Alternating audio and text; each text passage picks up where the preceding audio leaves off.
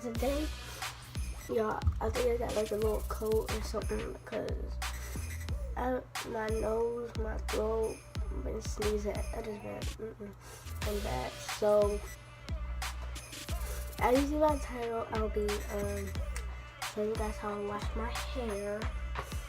I get my hair done tomorrow, and I wash my hair. Even before you skip this part, because I know you are going to be speaking because I talk a lot. But even before you skip, make sure you have the tangler. Make sure you have a brush, a comb, optional if you part your hair, but it's optional. A comb is optional.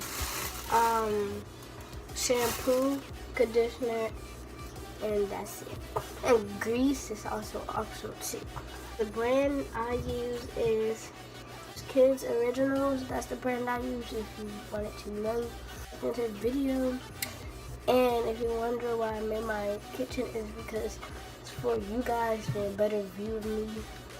And yeah, so